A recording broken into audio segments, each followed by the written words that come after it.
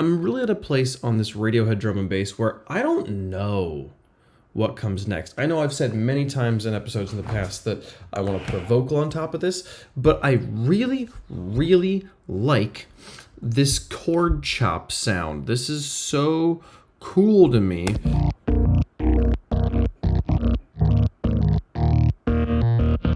Especially when you get over here.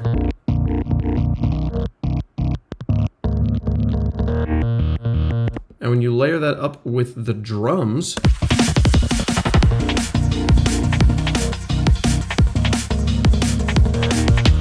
what you have is awesome. It's so cool. And I feel like putting a vocal on top of it will just bury it. So I don't know if actually vocals is the right move. And so I think actually in this section, it can kind of just stand by itself, but then I kind of got it looping again a second time, and that's cool, but I definitely have to have something new come in here in this section. So I tried something today. Here's what it sounds like right now.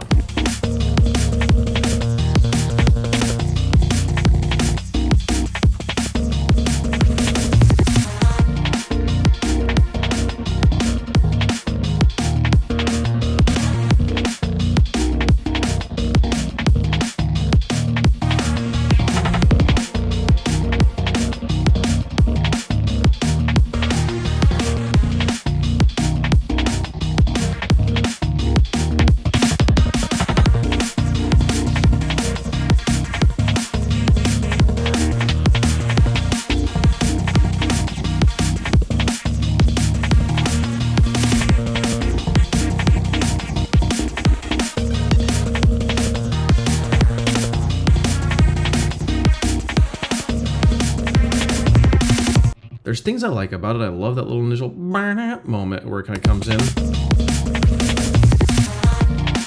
And that's a really good moment where like kind of everything else drops out and makes space for it. And honestly, maybe I should do that again in like spots over here, just like cut out like, I don't know, just what does this sound like? And I did it. Okay, let's just...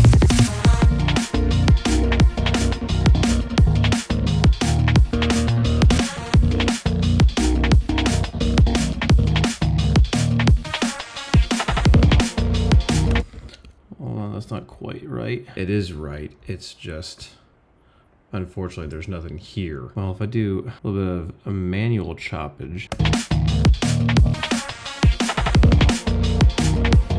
it's something different. I now kind of like it more, for sure.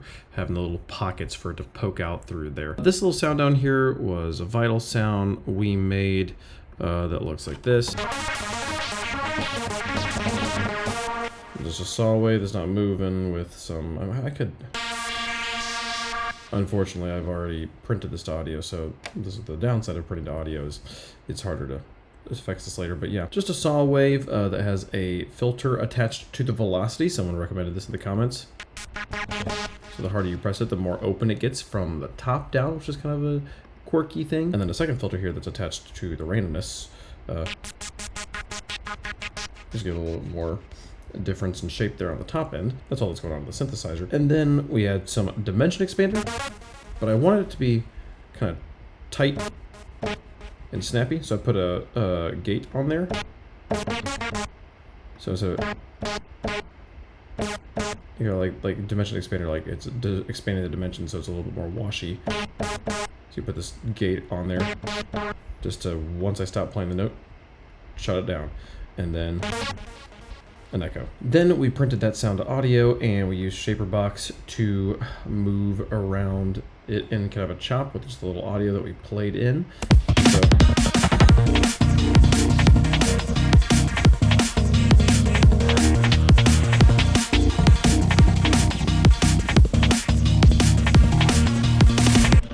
it's just, at this point, it's kind of just a texture. Again, we're getting into that same area where there's not really a melody to hold things down musically, but that's okay. Then we also used this pan flow thing on kind of a 2-bar loop here, so it's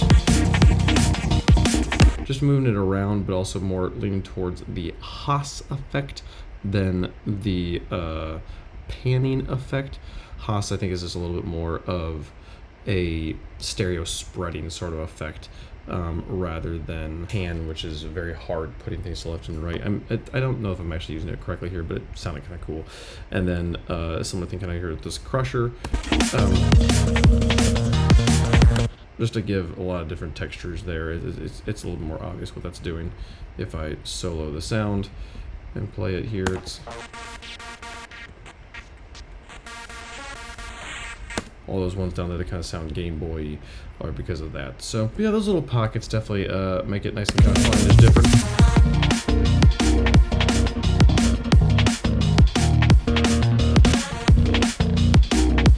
Just different. I could also do the inverse here and carve, you know, like take off these tails here. Interesting idea, I don't know.